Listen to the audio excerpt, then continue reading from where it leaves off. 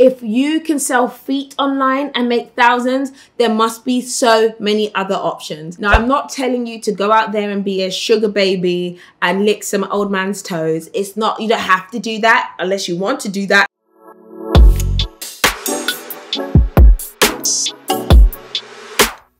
Hello there people, welcome to The Break. My name is Patricia Bright and today I wanted to talk about a few creative ways that you can make a little bit more cash on the side. Now, I've been reading all your comments and I've been loving the interaction on this channel. I know you guys want the details about investing, property, building a portfolio, stocks and shares, ISAs, all that kind of good stuff. Your girl is coming. I have heard your cries.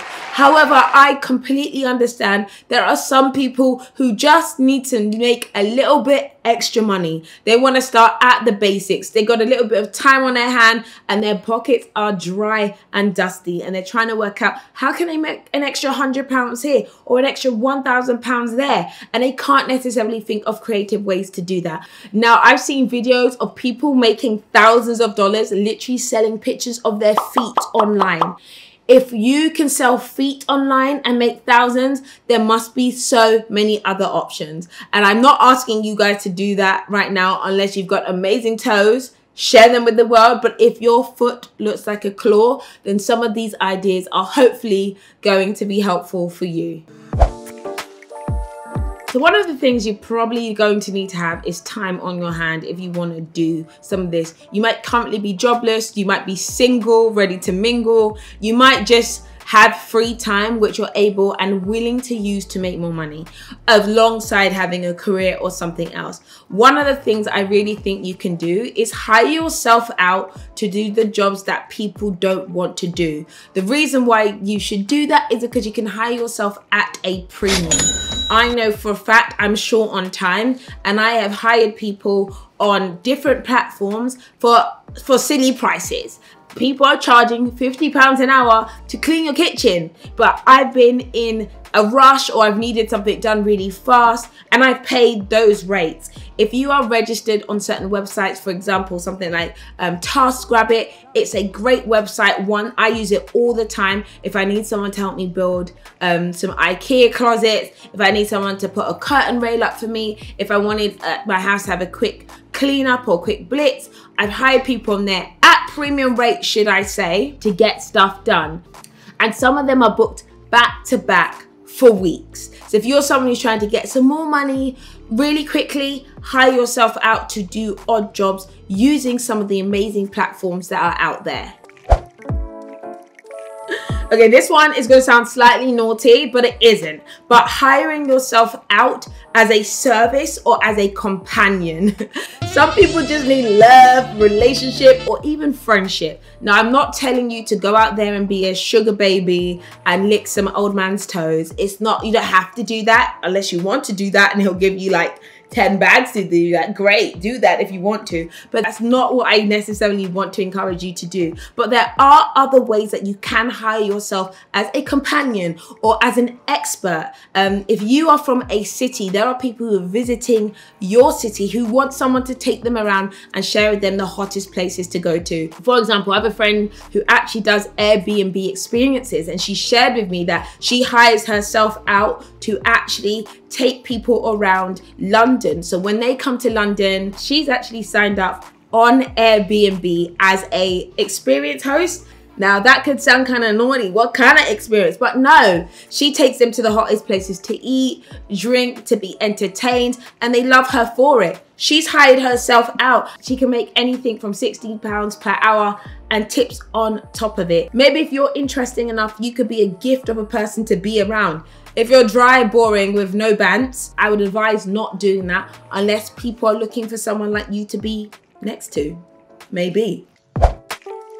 So this is actually my favorite tip on here, my favorite creative tip, because this is where I feel like my heart is in. It's in the hustle. It's that kind of jig. It's that negotiation, but it's the simple art of buying for less and selling for more, but in a luxury field and using the technology that we have nowadays. Let me tell you, there are things that are really popular. Thrifting and also luxury. The two things sound very, very different or at different ends of the spectrum. But if you can combine them, I think you have a really good option.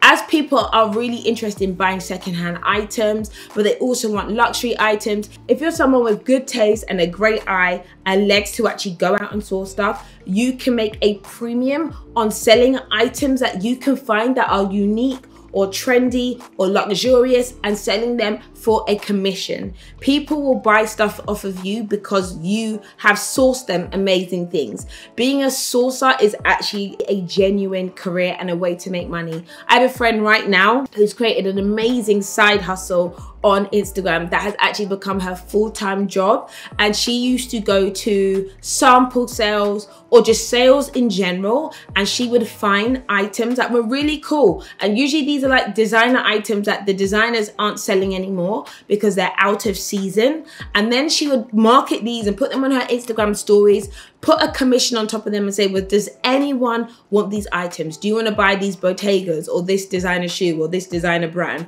whatever? And she now has a full-time business doing that. She even does Instagram lives from the sample sales. She doesn't even buy the items anymore. She does a live show, people watch her shop for them and they say, I want that, I want that, I want that. They PayPal her the cash, she buys the item, she charges a commission on top, and she sends it to the customer. It's super simple and super crazy that nowadays you can literally be a sourcer, buy stuff for cheap and sell it for more. It's a classic and simple business model that has gone digital.